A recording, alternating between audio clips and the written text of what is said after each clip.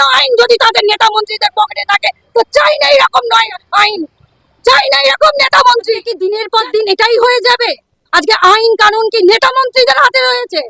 অসংখ্য ধন্যবাদ জানাই আজকের এই বিক্ষোভ সভাতে আজকে যারা সকলে আমরা উপস্থিত আছি, প্লাস আমাদের আইএসএফ এর আমাদের চেয়ারম্যান ভাইজান এবং সকলকে যারা এখানে সকলে প্রেসের পক্ষ থেকে যারা সকলে আছে এবং এই অবস্থানের জন্য এই প্রতিবাদের জন্য যারা যারা সামিল হয়েছে তাদের সকলকে আমি আন্তরিক অভিনন্দন জানাই।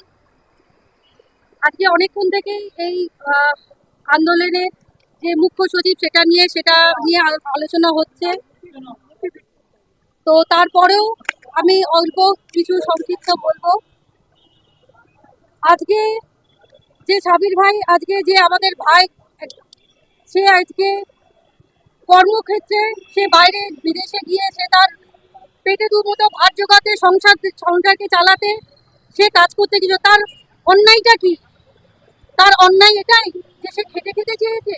তার অন্যায় কি এটাই যে সে এই নেতাদের মতন বা যারা এই সরকারে আছে, আজকে সেন্ট্রাল হোক আজকে রাজ্যে হোক, যে নেতা মন্ত্রী আর যাদেরকে আমরা এত ভোট দিয়ে আজকে পদে তাদেরকে আসনে যাদের আমরা তুলে দিচ্ছি, তারাই আমাদেরকে পিছনে চুরি মারছে। আজকে তাদের মতন কি সে চুরি করে খায়নি বলে সেটাই তার অপরাধ? আজকে তার অপরাধ এতই হয়েছে যে সে তার বিদেশে সে তার নিজের বাড়ি মা বাবা পরিবারকে ছেড়ে সে একটা পেটে দুমুঠো মানে প্রয়োজন সারাদিনের নিত্য প্রয়োজনীয় তার যোগান দেওয়ার জন্য সেখানে কাজে গেছে। কেন তাকে পিটিয়ে হত্যা করা হলো? আজকে কোথায় কে সে আছে?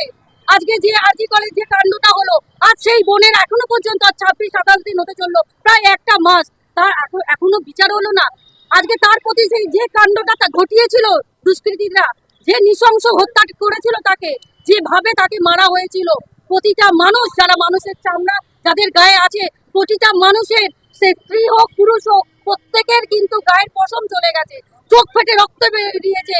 কারণ আমরাও যখন বাড়িতে বসে বসে শুনছি, নিউজে যখন দেখেছি, আমাদেরও চোখ ফেটে রক্ত বেরিয়েছিল।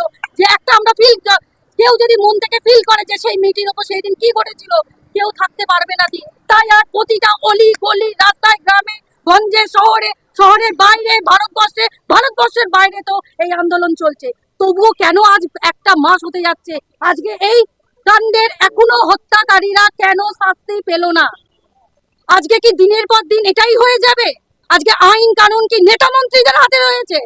প্রশাসনকে তারা কিনে রেখেছে, তারা যেভাবে চালাবে সেভাবে চলবে। কেন জানতে চাই জনগণ? এই দেশটা আজকে সবাই আমরা আজকে আমাদের পূর্বপুরুষরা এবং বহু বীর তারা যেভাবে, আপনারা যদি জানেন ইতিহাস পড়বেন কি কষ্ট করে তাদের রক্ত দিয়ে আজকে এই দেশটা স্বাধীন হয়েছে। আজ দেশটা কারোর বাপের নয়। আজকে দেশটাকে আজকে যারা প্রতিবাদ করছে তাদের ধরা হচ্ছে গলা টিপে। কেন? আর আইন ব্যবস্থা কোথায়? আইন সব সময় সব জায়গায় বিক্রি হয়ে আছে।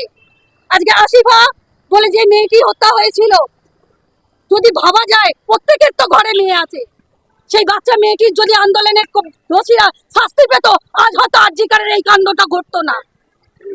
হয়েছিল বিচার, হয়েছিল বিচার, কেউ পেয়েছিল? কেন পাচ্ছে না ভারতবর্ষের কোনো মানুষ আজকাল বিচার? কেন আইন যদি তাদের নেতা মন্ত্রীদের পকেটে থাকে তো চাই না এরকম নয় আইন, চাই না এরকম নেতা মন্ত্রী যে আজকে প্রত্যেকটা মানুষ দরজায় দরজায় তারা প্রতিটা ক্ষেত্রে কেউ মা হারাচ্ছে, কেউ ছেলে হারাচ্ছে, কেউ বোন হারাচ্ছে, কেউ বাপ হারাচ্ছে, কেউ তার ছোট বাচ্চাদের 8 বছরের মেয়েগুলোকে রেপ হয়ে পড়ে থাকতে দেখছে মাঠের মাঝখানে। কেন? কেন সভ্য সমাজের আজকে কেন তাদের চোখ খোলে না? জানতে চাই, প্রত্যেকের তো ঘরে মেয়ে আছে।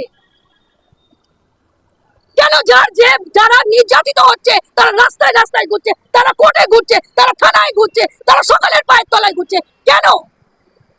যদি এটাই হতে থাকে ডিক্লেয়ার করুক। আজকে যে নৃশংস ঘটনাটা ঘটলো, হ্যাঁ হতে পারে নির্যাতিতার বাবা মা একটা মৌমিতা হারিয়ে তারা কিন্তু কোটি কোটি মেয়ে পেয়েছে, কিন্তু যার বার বুক খালি হয়েছে সেই জানে তার যন্ত্রণা। আজ আমরা কেউ না হয়ে যদি আমাদের পশমটা জ্বলতে পারে, তাহলে তার বাবা মার কতটা জ্বলছে? আজকে কেন পাচ্ছে না তারা জাস্টিস? তবুও আমাদের আর কিছু এর থেকে বেশি করার বলার নেই।